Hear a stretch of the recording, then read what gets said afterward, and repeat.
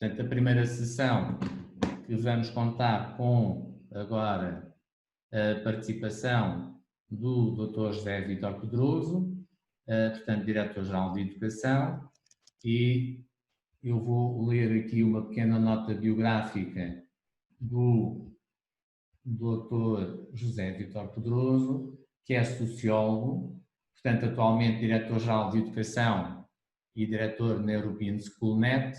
Durante o seu percurso profissional coordenou e participou em diversos projetos nacionais e europeus, nomeadamente na área de utilização educativa das tecnologias de informação e comunicação.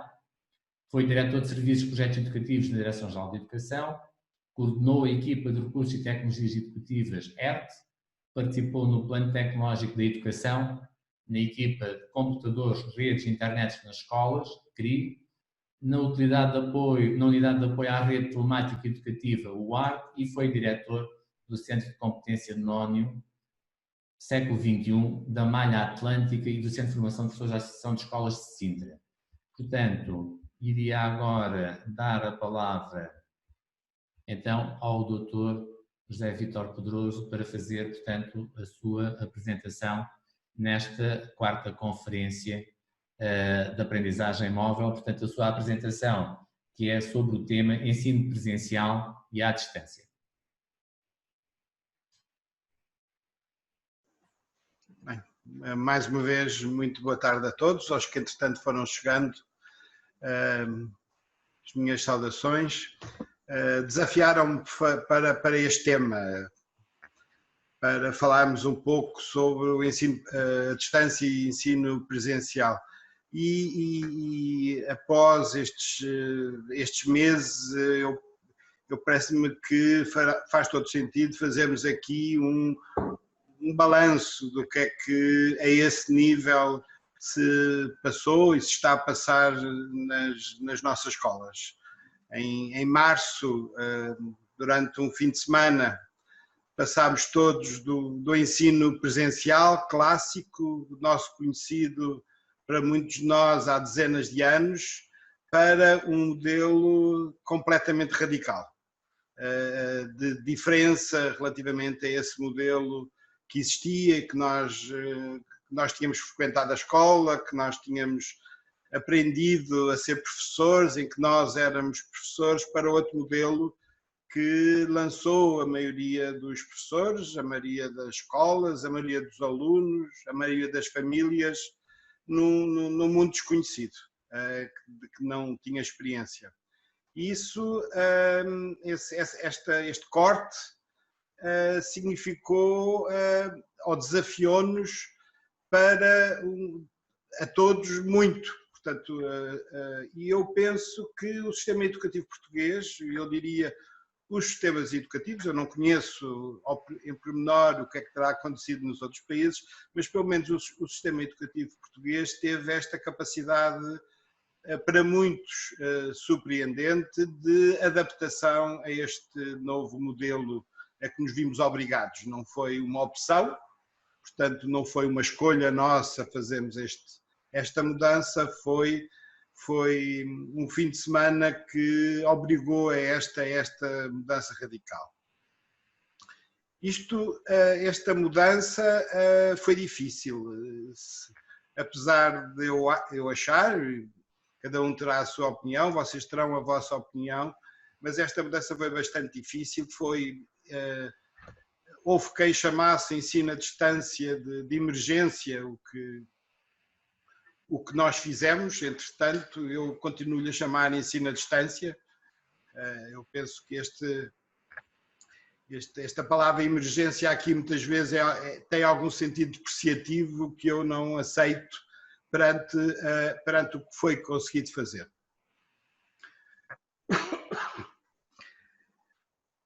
Eu, quando penso na expressão ensino à distância, quando pensei neste desafio que me tinham feito para vir aqui falar sobre isso, a primeira reação é ensino à distância ou aprendizagem à distância. Nós falamos sempre, pelo menos, do processo de ensino-aprendizagem, e aqui, mais uma vez, temos a componente do ensino à distância, mas também e falamos muito de centrar este processo no aluno, e portanto aqui deveremos ver também não só o nosso lado, de escola, de professores, no nosso caso do Ministério da Educação, Direção-Geral de Educação, mas também do lado das famílias e dos alunos. Há um outro lado associado a este processo. E de facto foi também para as famílias bastante surpreendente, bastante radical. De repente as aulas invadiram a sala, invadiram a cozinha, invadiram as várias divisões da casa e a escola entrou na casa das famílias. Foi, e com certeza que todos detectaram isso, foi uma grande mudança. Isto é, as aulas abriram as portas e quebraram-se as paredes. Portanto, as aulas que normalmente são dadas entre o professor e ali um conjunto de 25 a 30 alunos, abriram-se ao mundo e abriram-se aos pais e abriram-se às famílias. E isso foi de facto um fenómeno que ainda estamos, penso eu, em reflexão, em momento de reflexão, mas é uma reflexão que deve ser feita, não é? Normalmente fala-se muito do papel do professor, no reconhecimento social da profissão docente. Eu acho que este processo terá uma consequência nesse processo. Claro que cada um, somos todos diferentes, apesar de sermos todos iguais, também somos todos diferentes, e a adaptação a este novo modelo, esse fim de semana que mudou as nossas vidas, também veio revelar essas diferenças, as diferenças metodológicas, as várias diferenças em que existe nas escolas. Eu, se quisesse fazer um balanço em 2 palavras ou 3 palavras deste ensino à distância, nomeadamente entre março e depois o final do ano letivo, depois tivemos, se bem se lembram, depois desta mudança radical tivemos mais 2 semanas, entramos em 2 semanas de férias da Páscoa e depois tivemos mais cerca de 2 meses e meio de aulas à distância. Eu diria que veio ao de cima e mostrou a toda a sociedade as grandes desigualdades que já existiam no ensino presencial, mas que a escola estava preparada e tem mecanismos de tentar atenuar essas desigualdades sociais. Nós dizemos muitas vezes, ou dizíamos muitas vezes, que existir livros ou existir uma biblioteca em casa dos alunos faz toda a diferença. Dizemos também, é um indicador quando se avalia as questões das escolas, dos alunos, a escolaridade da mãe é um indicador fundamental para o sucesso dos alunos, é uma variável importante para este sucesso ou não sucesso.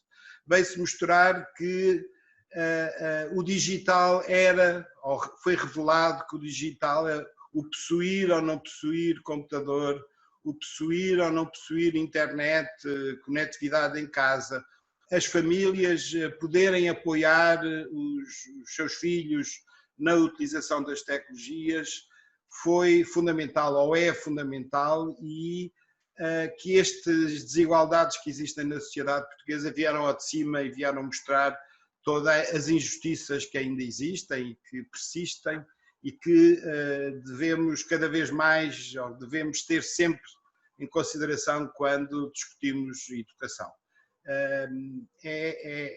Eu acho que o ter vindo ao de cima foi uma inevitabilidade, mas também nos chama à responsabilidade de conseguirmos intervir isso, e esta medida que foi tomada recentemente de distribuir um computador a todos os alunos, e além do computador a conectividade, é uma medida fundamental para atenuar estas desigualdades.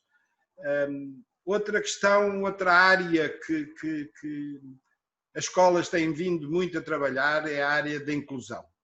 E também se percebeu nesta fase, como ponto que nos chamou mais uma vez a atenção, a questão da necessidade de inclusão de todos os alunos, de muitos alunos que, devido às suas necessidades específicas, necessitam de um ensino diferenciado, e que esta massificação do ensino à distância, esta dificuldade de diferenciação pedagógica, etc., trouxe ao de cima essa dificuldade. Claro que é normal, a mudança, como eu disse inicialmente, foi repentina, não foi preparada, não estivemos a preparar 2 meses, nem 2, nem 6, nem 1 ano, para entrarmos neste ensino à distância, mas são 2 pontos que eu penso que todos, nas nossas reflexões, e é isso que eu hoje aqui tento, é apenas despertar reflexões, porque eu penso que ainda estamos muito a quente para ter já soluções perfeitas, e portanto vamos sobretudo refletir e sobretudo trabalhar para encontrar as soluções para o que podemos melhorar.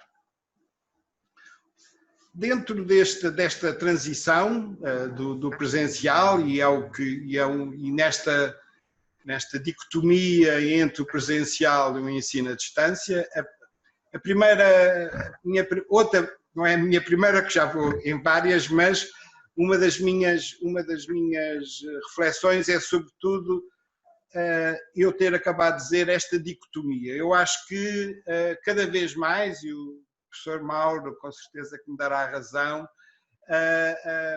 há necessidade de conseguirmos conjugar o ensino presencial com uma componente à distância, chamemos assim. Durante este período foi muitas vezes dito, e ainda ouço dizer, que nunca será como antes, nesse sentido, nunca será como antes da pandemia, e eu penso que, e relativamente às questões da educação também se disse isso, nunca mais será como antes. Eu tenho medo que a inércia faça voltar a tudo como antes, mas todos nós percebemos durante este período as potencialidades do ensino à distância, das plataformas, da colaboração digital, da criação de redes, de utilizarmos outras fontes de informação para o processo de ensino-aprendizagem que, de facto, o digital nos permite. E, portanto, aqui o meu apelo é que, e não há dúvida que o ensino presencial, sobretudo nestas idades e nas idades do primeiro ciclo, no segundo ciclo, nos mais novos, é fundamental o ensino presencial, mas que possamos começar, para quem já utiliza, que reforce esse ensino misto, em que há uma componente fundamental que é presencial, mas que depois é complementada com a utilização de várias ferramentas de ensino à distância. E eu penso que é esse o caminho, é por aqui que, como viram, quando fui apresentado na minha biografia, é uma área com que eu tenho vindo a trabalhar ao longo ao longo dos anos. Nós na DGE já há muito tempo que fazíamos ensino à distância para professores, ensino no sentido de formação contínua de docentes. Temos vários projetos, que já não são projetos, são áreas de trabalho, que nós já desenvolvemos o ensino à distância na Escola Fonseca de Benedito há cerca de 10 anos, portanto, para alunos com determinadas características. Temos no Camões, que foi hoje aqui referido, na Escola Secundária Camões, e em Mangualde, 2 escolas que fazem ensino à distância também já há uma série de anos, para alunos do ensino corrente que não podem estar presentes nas escolas.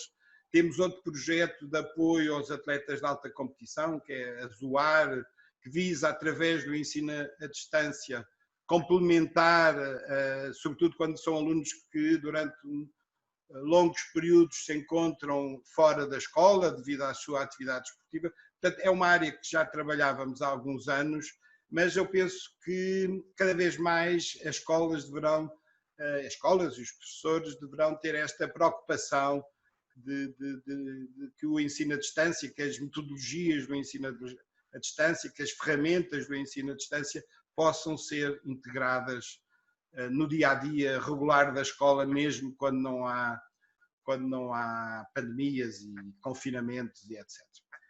Gostava ainda de chamar a atenção para outra questão que tem a ver com a autonomia e com a capacidade dos alunos para estudarem e aprenderem nesta ponto final.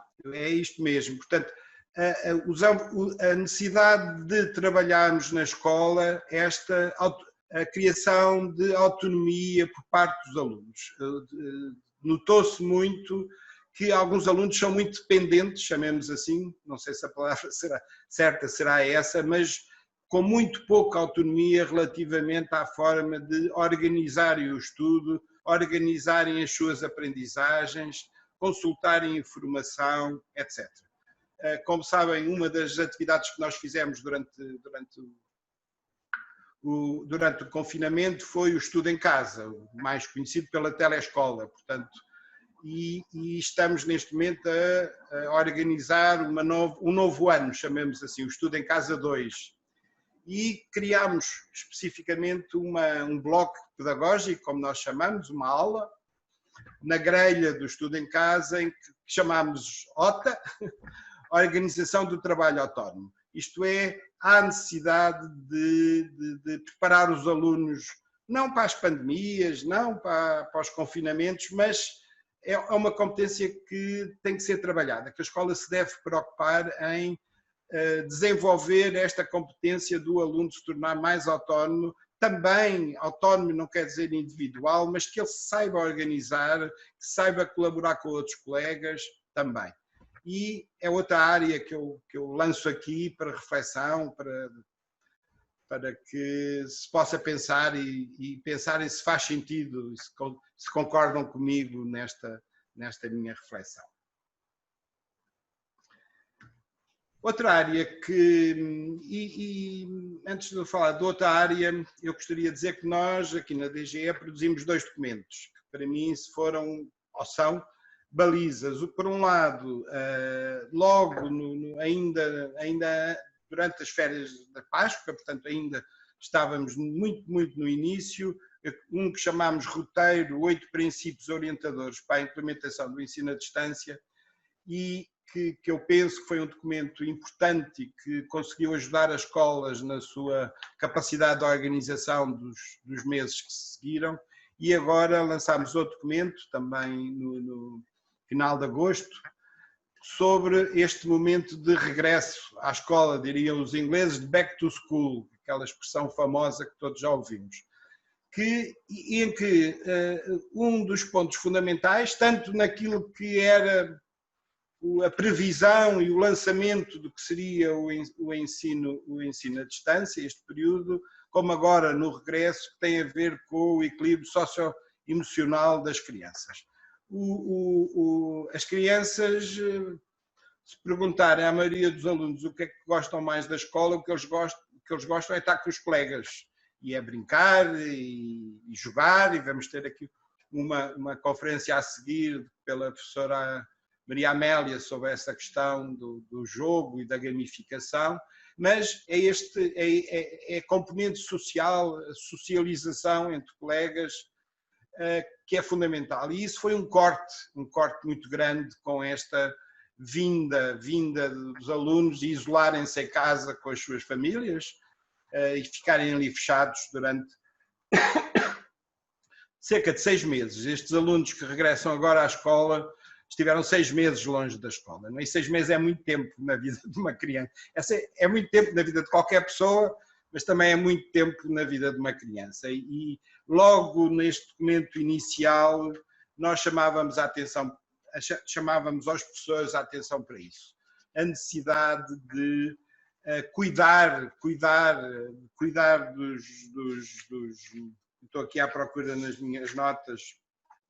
Cuidar da comunidade escolar. Era assim o ponto, era o último ponto e era uma chamada de atenção, até por estar no fim, que era a mensagem final, esta necessidade de, na diferença entre o ensino presencial, e voltando ao tema, entre o ensino presencial e o ensino à distância, sobretudo nos mais pequeninos, chamemos assim, mas eu penso que em todas as idades, até ao secundário, isso nota-se muito, esta necessidade de termos um cuidado especial com a saúde mental dos nossos alunos, com este equilíbrio socio-emocional que é fundamental, este bem-estar.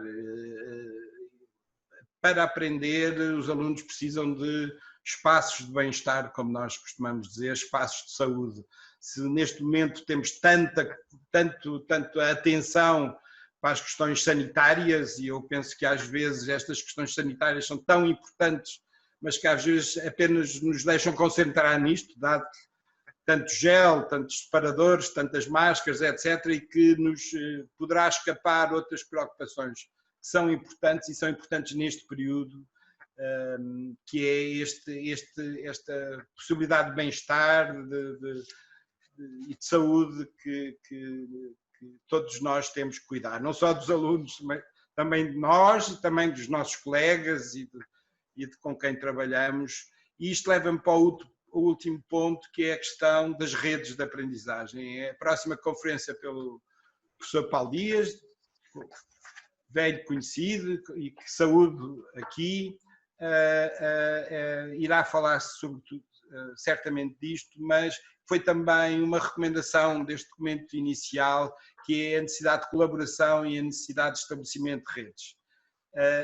A escola, e isto acho que veio ao de cima também, a importância das famílias na educação dos nossos alunos, não só pelas questões das injustiças existentes, mas todos os alunos, todas as situações, chamemos assim, que é a necessidade de trazermos, aliarmos às famílias neste processo educativo, trazer as famílias, trazer a comunidade, trazer as autarquias. As autarquias foram fundamentais neste período, a colaboração que se conseguiu estabelecer.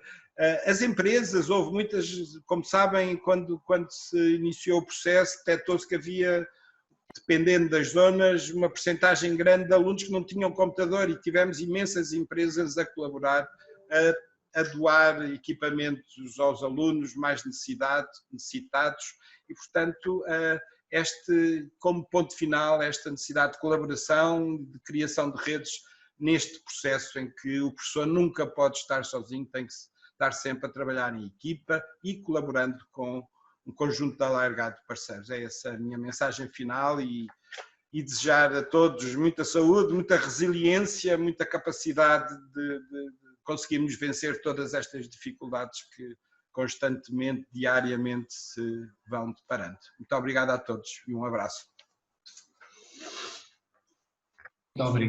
Muito obrigado, Dr. José Vítor Pedroso. Temos tempo aqui para alguma questão que se queira colocar, portanto, aqui no bate-papo, portanto, fala-se na questão das tecnologias, mas esse é um assunto, é uma questão que, de facto, a Direção-Geral de Educação e o Ministério está a equipar, portanto, é uma oportunidade agora, porque as escolas vão ter tecnologias, internet mais rápida e tablets e computadores, portanto, vai ser uma oportunidade, de facto, para usarmos as tecnologias, quer presencialmente, quer os alunos mais carenciados, que poderão depois levar para casa e em tempo de ensino à distância ficar depois de trabalhar em casa. Enquanto não surge aqui mais nenhuma questão, eu aproveitava aqui para lançar aqui uma questão, que é a seguinte. De facto, nós temos que preparar nas nossas escolas os nossos alunos para este século XXI e para as profissões do futuro.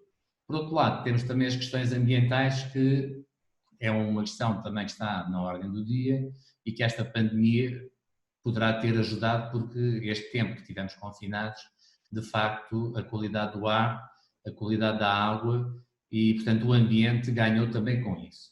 A questão que eu coloco ao Dr. José Vítor Pedroso é: será que não deveríamos pensar também na possibilidade, talvez, de preparar, pensando na preparação dos nossos alunos para a vida ativa, em que provavelmente cada vez mais as empresas estarão interessadas, por um lado, no teletrabalho. Por outro lado, as próprias pessoas poderão estar interessadas em trabalhar mais a partir de casa e o ambiente também ganhará com isso.